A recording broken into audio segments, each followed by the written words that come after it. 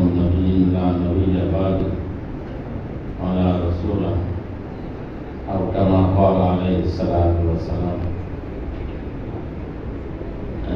মুআজ্জাজ উলামায়ে কেরাম, আজকে এখানে আমার আশা বসে কিছু কথা বলার জন্য নয়। কয়েকদিন আগে এই মজলিসে, প্রশিক্ষণ মজলিসে পরামর্শ হবে, খাস কমিটির মিটিং ছিল, আমাকে দাওয়াত করেছিলেন। সেদিন আমি অসুস্থ ছিলাম, বলছিলাম আজকে আসতে পারবো না, তবে 2 দিন ব্যাপী প্রশিক্ষণে শেষ দিন জুমার পরে আমি আসবো। তা আল্লাহর মর্জি, ওই দিনের তুলনায় আরো বেশি অসুস্থ। কালকে সারাদিন জ্বর গেছে, সারা রাত জ্বর গেছে। জুমার পরে সামান্য একটু ভালো লাগছিল। ভাবলাম যে আমাদের আকাবির উলামা কোনো প্রোগ্রাম বাদ দেন নাই অসুস্থতার কারণে। শাইখুল হিন্দ মাহমুদ হাসান রহমতুল্লাহ আলাইহি যখন জামিয়া মিলিয়াতে ব্রিটিশ বিরোধী সমাবেশ চলতেছিল, উনি শয্যাশায়িত ছিলেন, তখন বলছিলেন আমার লাশটা হইল ওইটা নিয়ে উপস্থিত করা। তো তাদের আলোচনা তাজকিরা করি আমরা।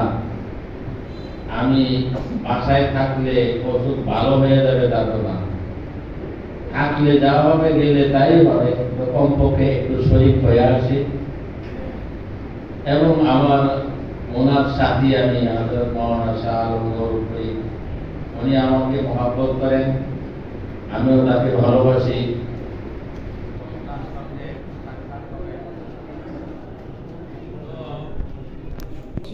এই বিষয়টা কত গুরুত্ব, আনা খাতামুন নবী লা নবিয়্যা বাদি ওয়ালা রাসূলা, এইটার উপর যারা আক্রমণ করবে, আক্রমণ করার অর্থ নিশ্চিত একজন জান্নাতি মানুষকে একদম জাহান্নামে নিয়ে পৌঁছায় দেওয়া।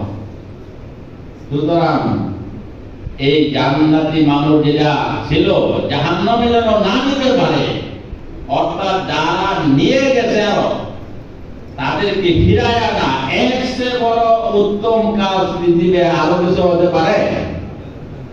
আমি বলছিলাম অনেক সময় উদাহরণ দেই, একটা মানুষ যদি রাগ করে সে আত্মহত্যা করতে যায়, পানিতে ঝাঁপ দিতে যায়, আগুনে পড়তে যায়, ট্রেনে নিচে পড়তে যায়, সে মুসলমান হোক অমুসলমান হোক, আপনার আমার সামনে যদি যায় আত্মহত্যা করতে, আমি আর ওইটা ধরবো না?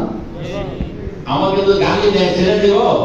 ছাড়বো না। এমনকি আমার যদি ঘুষিও পারে তবু কি ছাড়বো না, কেন? তার জানটা চলে যাবে। এই জন্য আমি সব বরদাস্ত করতেছি। যদি দুনিয়ার জান বাঁচানোর জন্য আমরা এতটুকু করতে পারি, তাহলে একজন মানুষ তার থেকে বাঁচানোর জন্য আমার কি করা উচিত?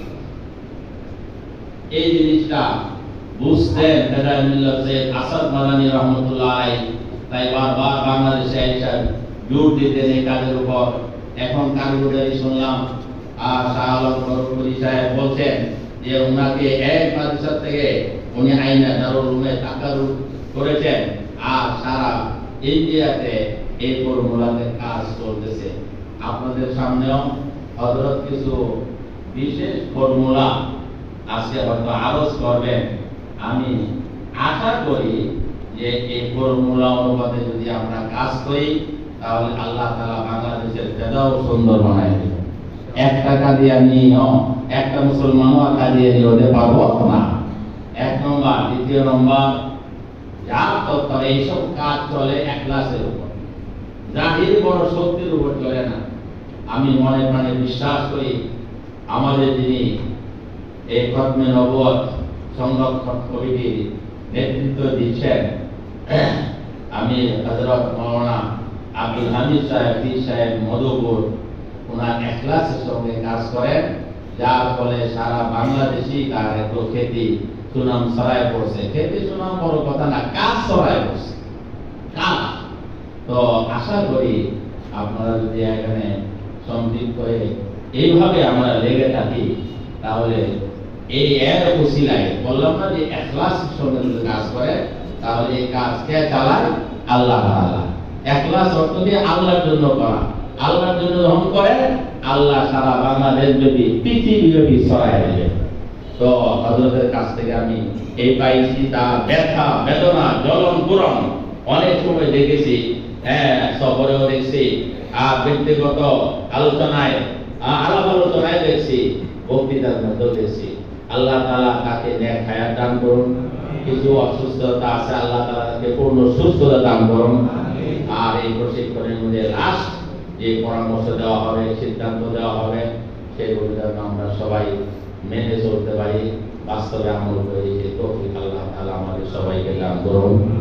আর আমি সকলের জন্য দোয়া করছি, সকলের কাছে আল্লাহ তাআলা সুস্থ করে দেন, এবং অনেক মানুষই অসুস্থ, আল্লাহ তাআলা সকলকে সুস্থ করুন।